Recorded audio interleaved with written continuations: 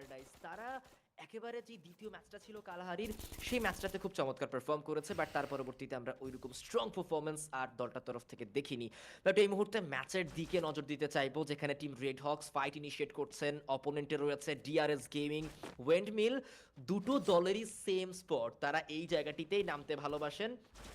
নেপালের এই দল এবং বাংলাদেশের এই দল, এবং এই মুহূর্তে দুটো দলই একে অপরের মুখোমুখি হয়েছেন। বাবিন ঠিক চিন্তা করছেন যে কিভাবে আক্রমণটা করা যায়। ব্লেড সেও নিজের জায়গা কোনোভাবে ছাড়তে চাইবেন না, নিজের দলের এই জায়গাটা নিজেদের কন্ট্রোলে নিতে চাইবেন। রেড হক্স এখনো পর্যন্ত কোনো প্রকার আক্রমণের সিদ্ধান্ত নেননি, বাট এবার ব্লেড সবার আগে আগে এগিয়ে যেতে চাইবেন। ইতিমধ্যে কিন্তু অন্যদিকে টিম ইলেকট্রোর উপরে আক্রমণ করেছিলেন DRS gaming, I think so. But এই মুহূর্তে সামনে কিন্তু গিয়েছে ব্লেড, নক বের করেছেন। প্রথম খেলোয়াড়কে কিলটাও কনফার্ম করবেন স্ট্রোএক্স, he is taken down, he is eliminated. কুটুস বাবিনকে উনি পিক করলেন। দুটো খেলোয়াড় ব্যাক টু ব্যাক হারানোর পরে এইবার ডিআরএস গেমিং খানিকটা ব্যাকফুটে চলে যাবেন। প্রতীক জায়গা পরিবর্তন করার চেষ্টা করছেন, যে কোনো মূল্যে এই জায়গাটি থেকে বের হওয়ার চেষ্টা করবেন। রাহাতের উপরে আক্রমণ করার চেষ্টা করছেন, রাহাত তাকে ধরতেই দিচ্ছেন না, শুধুমাত্র নিজের মুভমেন্ট দেখাচ্ছিলেন এবং তার বাকি খেলোয়াড়গুলোর জন্য অপেক্ষা করছিলেন। যখনই বাকি খেলোয়াড়রা এসেছে, কিলটাও কনফার্ম করে নেওয়া হয়েছে। টিম রেড হক্স খুবই চমৎকার এবং ইজি পিজি ভাবে ওয়েন্ড মিলের কন্ট্রোলটা নিজেদের করে নিয়েছেন। একদমই। আরো একটা সাইড নিজেদের দখলে করে নেওয়া, একটা এরিয়া নিজের দখলে করে নেওয়া, সেখানে রাজত্ব ধরে রাখা, এই ব্যাপারটা যেন এখন রেড হর্সের সাইড থেকে আমরা দেখতে পাবো। তবে প্লেড থেমে নেই, এখনো প্রেশার দিচ্ছেন তিনি তার মতো করে। তবে অন্যদিকে যদি আমরা কথা বলি, হাইস্ট হেডশট কানেক্ট করা প্লেয়ার এই ম্যাচে অবশ্যই রেড হক্সদের সাইড থেকেই আমরা দেখতে পাবো ব্লেডকে। ওকে, বাংলাদেশ টপ 1 বলছিলাম শুরুটা অন্তত এই ম্যাচে তারা ট্রাই করবেন বেশ সেফলি করার। অ্যাকচুয়ালি তারা সেফ একটা স্টার্টিং করেছে, কোনো প্রকার ফাইট নেই সেখানে, এলিমিনেশন পয়েন্টের সংযুক্তি নেই। তবে খানিকটা সেফলি পারফর্ম করা এই টিমটির ঠিক অ্যাকচুয়াল ম্যাচটা কেমন যাচ্ছে সেটা বোঝার জন্য আরও কিছুটা সময় দিতে হবে। আপনি দেখুন বাংলাদেশ টপ 1 তারা খুব একটা বেশি হয়তো বা সার্ভাইভ করছে না, তবে অ্যাকচুয়ালি তাদের পয়েন্ট মার্জিনটা খুব বেশি কম কিন্তু নয়। হ্যাঁ, তারা 300 এখনো বা 100 এখনো টাচ করেনি, তবে 92, সো একদমই নাল একটা ডিস্টেন্স তাদের নেই। দুটো দিন শেষে তাদের ভালো একটা পয়েন্ট গ্র্যাব করার প্রচেষ্টা আছে। তবে রাফিম ইলড নাইট লেগেছে প্রিভিয়াস ম্যাচের সেই বইয়া সিকিউর করা টিম আরও একবার স্ক্রিনের সামনেই, এবং ইয়াস প্রত্যেকটা প্লেয়ার যথেষ্ট ডেডিকেটেডলি পারফর্ম করে চলেছে। ইলডেন নাইট লেগেসি প্রত্যেকটা প্লেয়ার যেরকম ডেডিকেটেড, সেরকম নিজেদের জায়গা থেকে একে একে কনফার্মেশনগুলোর পাশাপাশি নিজের জায়গা থেকে প্রত্যেকটা ফায়ার পাওয়ার শো করছেন। তবে হোরা স্পোর্টস এই টিমটাকেও মেনশন করতে চাইবো। This team is also really brilliant and to be honest previous ডের মতো হোরা টিমের আজকের পারফরমেন্সে হয়তোবা সেই অ্যাগ্রেসিভ ভাইব নেই।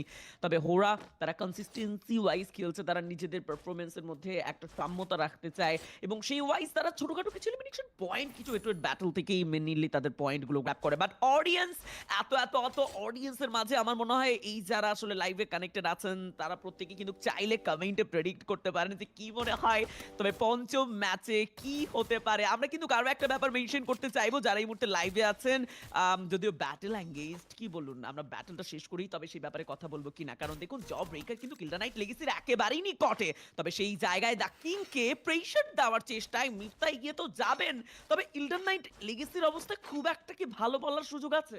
ইয়াস, রোস্টার আছে ফুল, তবে এই এরিয়াতে আমরা ফুল রোস্টার বা ফুল লাইন আপ নিয়ে কিন্তু পারফর্ম করতে দেখছিলাম না। ওয়াও, তীব্র তীব্র খুঁজে বেড়াচ্ছেন প্লেয়ারগুলোকে, শর্ট রেঞ্জে কনফার্ম করা হবে ইলডেন নাইট লেগেসি দ্য কিংকে।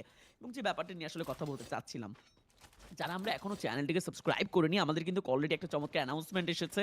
যদি আমরা আজকের দিনের মধ্যে 40,000-এর ফ্যামিলি কমপ্লিট করতে পারি, দ্যাট মিনস আপনাদের জন্য আরো একটা বি টুর্নামেন্ট আসতে চলেছে। সো দ্রুত সবাই এখন এই চ্যানেলটিকে সাবস্ক্রাইব করে ফেলুন। দুর্জয় গেমিং ইউটিউব চ্যানেলটিকে সাবস্ক্রাইব করার পাশাপাশি লাইভ স্ট্রিমিংটিকে লাইক করতে ভুলবেন না। এবং এই মুহূর্তে আছি আমরা আজকের দিনের পঞ্চম ম্যাচ আরডিএস সোলারা। বুঝতেই পারছো কতটি স্পাইসিনেস দিয়ে সোলারা শুরু হয়েছে। প্রত্যেকটা টিম এত বেশি লাইক লাইক হার্ড কিছু ডিসিশন নিচ্ছে। দেখো রেড হক্স তারা জানেন তাদের কতগুলো পয়েন্টের গ্যাপ, তবে এই ম্যাচটা যেই ডেথলি তারা শুরু করেছে, এই মুহূর্তে এলিমিনেশন পয়েন্টের দিকে তাকালেই সেটা ফিল করা যায়। 8 elimination point in a single match and only 5 minute.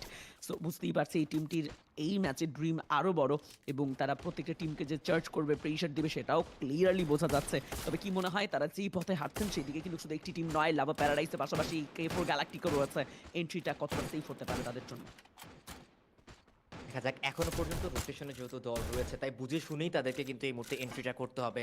এবং লাভা প্যারাডাইস দেখা যাক তাদের তরফ থেকে কিরকম একটা আক্রমণ আসে, বাট এই মুহূর্তে কিন্তু আমরা K4 গ্যালাকটিকোকে দেখতে পাচ্ছি অপোনেন্টে। Wow wow, what headshot from the side of blade. এবার ঢুকে পড়েছেন একেবারেই সামনাসামনি, ব্লেড যাবেন, হাতে রয়েছে ড্রাগন, আক্রমণ করেছেন, double knock, double finish.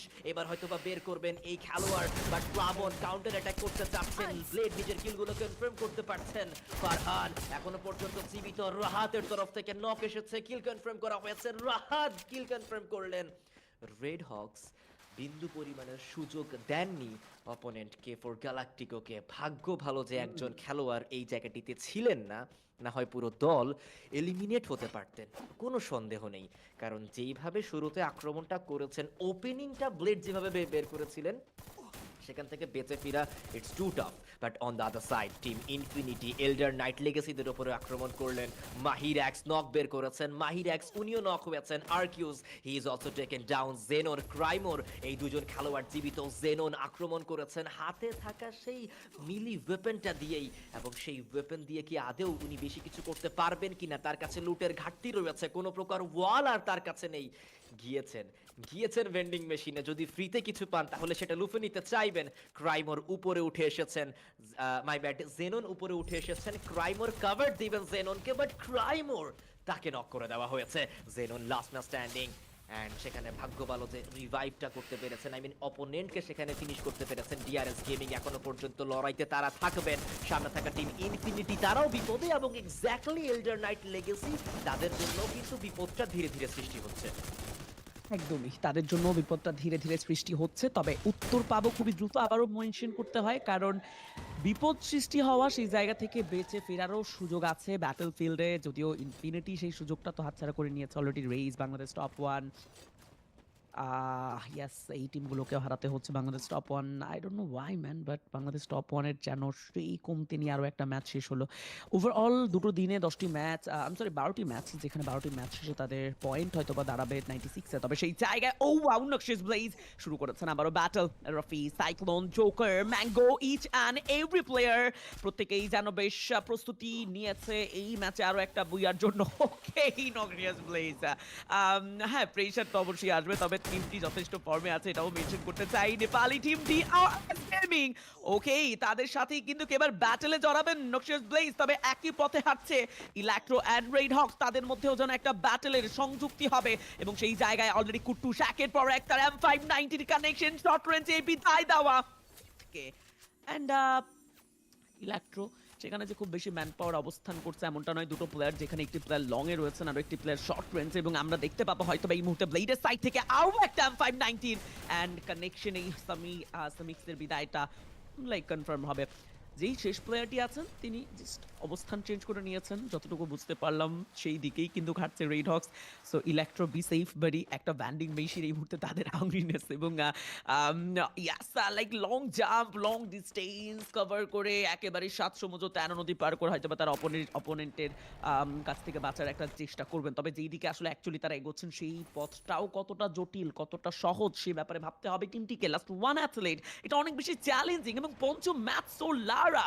So বুঝতেই পারছেন প্রত্যেকটা স্টেপ যদি ভেবেচিন্তে না নেন, তবে শেষ জোনে গিয়ে যেন এক ঝাঁক প্রেশার তাদেরকে ঘিরে ফেলবে। যদিও বা এই মুহূর্তে আমরা দেখতে পাচ্ছিলাম ইলেকট্রোর দুটো প্লেয়ার রয়েছে, সো দ্যাট মিন্স রিকল পেয়েছেন শাফিন। ও নো, রেড হকস একেবারেই কাছাকাছি। কিরা অ্যান্ড শাফিন দুটো প্লেয়ার সার্ভাইভ করছেন সেই জায়গায়। গ্লুয়াল ব্রেক করার জন্য স্কাইলার থ্রো করার চেষ্টা, তবে ব্লেড ঝড়ের গতিতে এগিয়ে যাবেন। চারপাশেই তার মুভ অন, ভালো একটা শট কানেক্ট, এইচপি অনেকটা লুজ করেছেন, তবে ব্লেডের প্রয়োজন এই মুহূর্তে সাপোর্ট।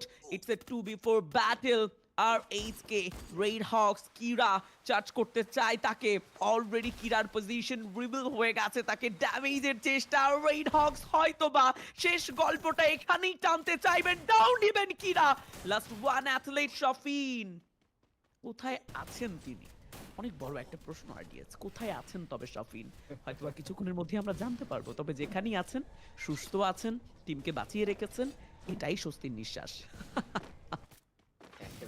একেবারে আমার মনে হচ্ছে যে উনি সুস্থতার দিক থেকে খানিকটা একটুখানি দুর্বল, কারণ তার এইচপিটা তো আমরা দেখতে পাচ্ছি, বাট ও। একজনকে কিন্তু উনি রিকল করতে পেরেছেন এবং এই মুহূর্তে হোরা ই স্পোর্টস তারা এগিয়ে গিয়েছেন তাদেরই স্বদেশীয় দল ডিআরএস গেমিংদের অ্যাগেইনস্টে ফাইট করার জন্য। সানি আক্রমণ করেছেন, সানি নক বের করেছেন, বুধু is taken down, but blue and Sunny মিলে কিন্তু পুরো সিচুয়েশনটা একেবারে আন্ডার কন্ট্রোল নিয়েছেন। ডিআরএস গেমিং নিয়েছে বিদায়। অপোনেন্টে এইবার K4 গ্যালাকটিকো তারা থাকছেন। আক্রমণ কি তারা করবেন নাকি সিচুয়েশন ওয়াইজ তারা একটু অপেক্ষা করবেন? এখনো পর্যন্ত হোরাই স্পোর্টস নিজেদেরকে তারা রিকভার করে নিতে পেরেছেন, খুব দ্রুত গুছিয়ে নিয়েছেন after this fight. And K4 galactico তারা যদি এই ফাইটে এঙ্গেজ করে, প্রপারলি যদি আক্রমণ করতে না পারে, তাহলে তারা এই ফাইটটা পরাজিত হতে হবে, সেটাতে কোনো সন্দেহ নেই। বাট দেখা যাক কোন দল এখানে পরাজিত হয়। ম্যান পাওয়ারের দিক থেকে এখনো পর্যন্ত হোরা ই স্পোর্টস অনেকটা এগিয়ে। M79 কানেক্ট হয়েছে, খানিকটা ড্যামেজ সেখানে ডিল হবে। সানি তার এইচপির অবস্থা ভালো নয়, ক্লোজ রেঞ্জে প্লেয়ার, M79 এর বুলেটটা মিস হয়েছে। গৌরব তাকে করা হয়েছে নক, এন্ড এই মুহূর্তে দেখা যাক আক্রমণ তো করবেন স্পার্শি, তার তরফ থেকে আক্রমণ যাবে। গৌরব কি নিজের M79 এর নিজেই নক হলো কিনা ব্যাপারটা একটুখানি আমার কাছে ঘোলাটে। এন্ড সানি শেষ শটটা তার সাইড থেকে যাবে এবং কিলটা করা হয়েছে confirm. Yes. #8 K4 Galactico they are eliminated. বলেছিলাম যে সিচুয়েশনটা খানিকটা ক্রিটিক্যাল বিকজ প্লেসমেন্টের পয়েন্টের দিক থেকে, মাই ব্যাড, প্লেসমেন্টের দিক থেকে তারা একটুখানি লোয়ার গ্রাউন্ডে ছিল এবং ম্যান পাওয়ারের দিক থেকেও খানিকটা পিছিয়ে ছিলেন বিকজ তিনজন খেলোয়াড় জীবিত। Red Hawks versus job breakers, বাংলাদেশের এই দুই প্রতিনিধি দল কিন্তু এই মুহূর্তে একে অপরের বিপরীতে আক্রমণ করেছে। কুটুস plays is taken down, team job breakers বিপদে পড়তে পারেন তারা। ব্লেড আরো একবার ক্লোজ রেঞ্জে যাবেন, ফ্রিক তাকে দেখতে পেয়েছি নক হতে, এখনো পর্যন্ত রিভাইভ করা সম্ভব হয়ে ওঠেনি। কিল কনফার্ম করতে চাইবেন ফার্স্ট অফ অল ব্লেড, ব্লেডসকে আবারও নক দিয়েছেন নিজাদ। Blade last two man standing from team job breakers, but এই দুইজনই মেবি যথেষ্ট। লাস্ট ম্যান স্ট্যান্ডিং মিফতা একা ম্যানেজ করতে পারলেন না। নিজাদ, ব্লেড, পুরো টিম জব ব্রেকার্স কে করলো এলিমিনেট। এখন পুরো দলের এলিমিনেশন পিরিয়ড দিকে জাস্ট একবার লক্ষ্য করুন, যেখানে রয়েছে 20টি কিল, এবং এই ম্যাচটা যদি বুয়া পর্যন্ত নিয়ে যেতে পারেন, কত বড় জাম্প করবেন এই দলটা, জাস্ট একবার ইমাজিন করুন। অনেক বড় একটা জাম্প আইডিয়াস হচ্ছে, সেটা তো বলা যেতেই পারে। দেখো লাস্ট 5 টিম সেইখানেও কিন্তু এন্ট্রি নিয়ে নিয়েছে অলরেডি। তবে red hawks with 20 elimination point, man পাওয়ারে খানিকটা ভাটা নেমেছে। দুটো প্লেয়ার সেখানে সার্ভাইভ করবেন, হোরা red hawks, noxious blaze and like electro. Okay, it's the 4B, 2B, 3B, 1 situation, and right now Red Hawks তাদের সাইড থেকে আবারও ফাইটে জড়াবেন। নিরো ব্রেক করেছেন এবং সেখানে ফ্রন্ট লাইনে থাকা টিম নক্সিয়াস ব্লেজ এন্ড হোরাদেরকে একই ফর্মে চার্জ করবেন। লেটস গো রেড হকস, এটা অনেক বড় একটা চ্যালেঞ্জ নিজেদেরকে ছুড়ে দিয়েছেন। ও ওয়াও, ব্লেড প্রথম ডাউন, প্রথম কনফার্মেশন। ব্লেড জানো কিন্তু গুড মার্কে হোরা, this is Red Hawks, but Noxious